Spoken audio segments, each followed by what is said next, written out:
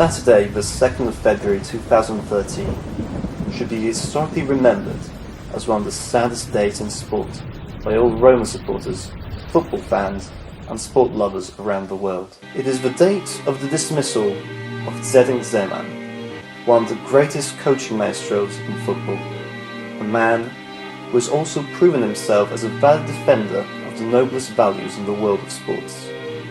It is something I cannot and do not accept, and neither do true Roma supporters, football fans, and sport lovers across the globe. Before presenting my dissent and disapproval towards the American owners of AS Roma and the president, Mr. Pallotta, I feel that first of all I need to thank them for the wonderful and great things they have achieved. I would like to thank them for choosing in this historic period of global economic crisis to invest in Italy and in the city of Rome. The fantastic improvements which have been achieved regarding the website, the investment in social media resources such as Facebook, Twitter and LinkedIn, the football tours abroad and in the USA, the new global sponsoring partnerships, and the projects for the new stadium are appreciated by everyone. I would also like to thank Mr. Baldini and Mr. Sabatini for their excellent work in bringing to the club young yet exceptionally talented players. Great investments not only for the present but especially for the future. However, I completely disagree with Zeman's dismissal. I disagree with the reasons behind it, the manner in which it was carried out, and its timing in the middle of the season. And this is exactly what the majority of the fans think, especially those who love, with all their hearts and souls, both Rome the city and Roma the football club.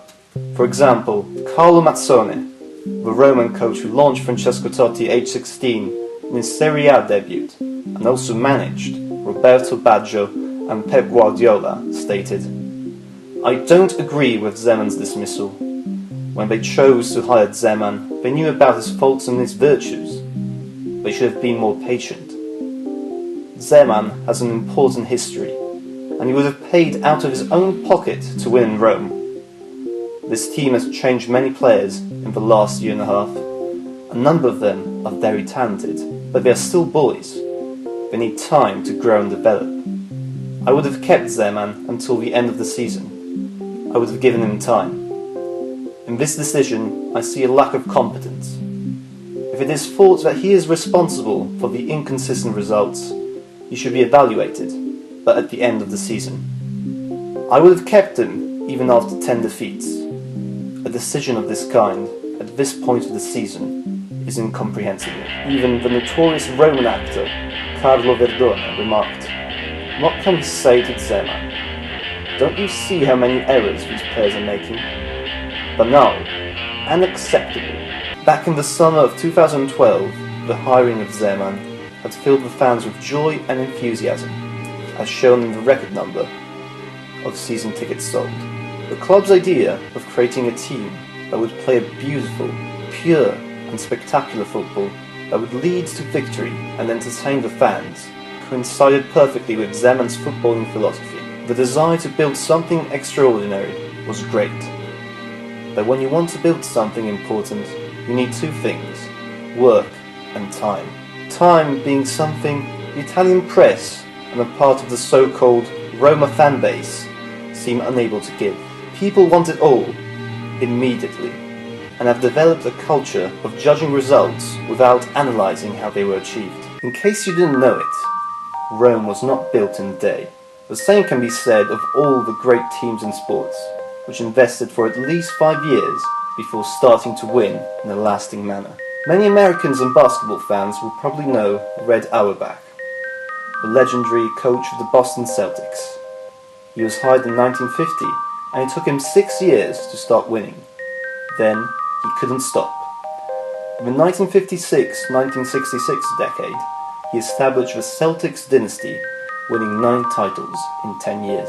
With regards to football, we all know who Alex Ferguson is. When he was first hired at Manchester United in 1986, it took him 6.5 years to start winning. He had to change the culture of the club, where footballers spent more time drinking in pubs instead of training. Then, after various struggles and disappointments for the lack of results, the 1992-1993 season he won his first of many English Premiership titles, laying the foundations for one of the greatest clubs in football history. What disappoints Roma fans the most is that with the American ownership, the managers at the club, and Zeman, there was a real chance and opportunity to build something extraordinary and unique in Italian football. It is possible that Roma might never have achieved the same results as the previously stated examples, but now we will never know. All that remains for us now is to listen to how Luciano Moggi, the man found guilty of being the brains behind the corrupt Italian football system in the 2006 match-fixing scandal, rejoices over how Zdenek Zeman, the only man who ever had the courage to stand up and speak out against the corruption, has been punished once again for his honesty. Unfortunately, this is how it ends for Zeman. I can't say that I'm surprised, and I had widely predicted it. The results have been disappointing, but there is nothing to be surprised about. Zeman and Baldini are who they are and have demonstrated it this year. Roma's CEO, Italo Zanzi, claims that Zeman's dismissal was a responsible and strategic way of addressing a difficult situation. Unfortunately, Zeman's dismissal is the victory of those people who do not want to change and improve all that is wrong with both Italy and Italian football. The victory of those who prefer to have a corrupt and boring league where teams defend because of a short-term, results-based mentality instead of attacking to score more goals, entertain the spectators and triumph in the long term. This decision takes away the one chance Italian football had to renovate, leaves Roma without an incredible manager, and breaks the heart of millions of Roma fans across the globe.